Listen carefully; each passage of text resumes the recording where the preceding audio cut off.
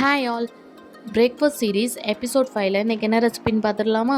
நிறைய பேருக்கு ஃபேவரட்டான மசாலா தோசை தான் பார்க்க போகிறோம். ஃபஸ்ட்டு தோசை மேலே ஸ்ப்ரெட் பண்ணுற சட்னி எப்படி பண்ணுறதுன்னு பார்த்துடலாம்.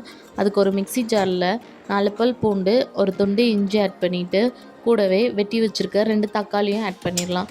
அது கூடவே ஒரு பெரிய வெங்காயம் எடுத்திருக்கேன். 1 ஸ்பூன் மிளகாய் தூள் சேர்த்துட்டு தேவையான அளவு உப்பும் சேர்த்துட்டு அதை நைஸாக அரைச்சி எடுத்துகிட்டு வந்துடலாம்.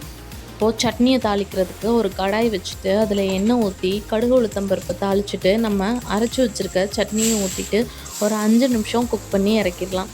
இப்போது மசாலா பண்ணிடலாம். அதுக்கு ஒரு ப்ரெஷர் குக்கரில் நான் 2 உருளைக்கிழங்கு எடுத்திருக்கேன். அதை நல்லா வாஷ் பண்ணிவிட்டு கட் பண்ணி போட்டுட்டு அதில் தேவையான அளவு தண்ணியும் உப்பும் சேர்த்துட்டு மூடி போட்டு ஒரு 2 to 3 விசில் வச்சு எடுத்துக்கலாம். இப்போ மசாலாவை தாளிக்கிறதுக்கு ஒரு கடாயில் எண்ணெய் ஊற்றிட்டு எண்ணெய் நல்லா காஞ்சதும் அதில் கடுகு தாளிச்சிட்டு அது கூடவே 1 ஸ்பூன் உளுத்தம்பருப்பும் 1 ஸ்பூன் கடலைப்பருப்பும் சேர்த்துருக்கேன்.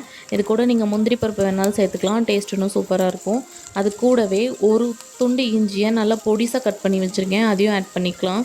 அது கூடவே ஒரு பச்சை மிளகாய் எடுத்திருக்கேன். எனக்கு நீங்கள் பச்சை மிளகா வேண்டான்னா அதை அவாய்ட் கூட பண்ணிக்கலாம்.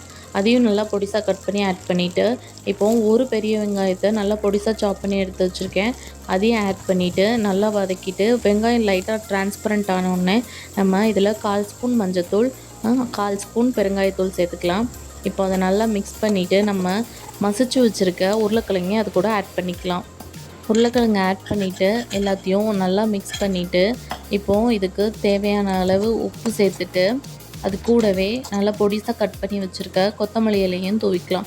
மசாலா ரொம்ப ட்ரையாக இருக்குதுன்னு நினச்சிங்கன்னா அதில் ஒரு 1/4 டம்ளர் தண்ணி ஊற்றி ஒரு 2 நிமிஷம் வச்சிங்கன்னா மசாலா கொஞ்சம் லூஸ் ஆயிரும், தோசை மேலே ஸ்ப்ரெட் பண்ண நல்லாயிருக்கும். இப்போது உருளைக்கிழங்கு மசாலாவும் ரெடி ஆயிடுச்சு. இப்போ நம்ம தோசை ஊற்றிட்டு உருளைக்கிழங்கு மசாலாவை வச்சு சாப்பிட்லாம். இப்போது ஒரு தோசைக்கல்லில் பெரிய சைஸ் தோசையாக ஊற்றிக்கிறேன். நீங்கள் மீடியம் சைஸில் ஊற்றிட்டு வெண்ணெய் அல்லது நெய் ஊற்றி மைசூர் மசாலா தோசை மாதிரியும் பண்ணிக்கலாம். நான் இன்றைக்கி நார்மல் தோசையாக தான் பண்ணுறேன். இதில் நல்லா நெய் ஊற்றிட்டு இப்போது நம்ம அரைச்சி வச்சுருக்க அந்த கார சட்னியையும் தோசை மேலே நல்லா ஸ்ப்ரெட் பண்ணிக்கலாம். சட்னி தோசையோட எல்லா சைட்லேயும் நல்லா ஸ்ப்ரெட் பண்ணிக்கலாம். இப்போது நம்ம மசிச்சு வச்சுருக்க உருளைக்கிழங்கு மசாலாவை தோசையோட ஒரு பாதி சைடில் மட்டும் ஸ்ப்ரெட் பண்ணிக்கலாம். இன்னொரு சைடு தோசையை அப்படி மடித்து 2 சைடும் திருப்பி போட்டு நல்லா கிறிஸ்பியாக வர வரைக்கும் போட்டு எடுத்துடலாம். சூப்பரான மசாலா தோசை ரெடி.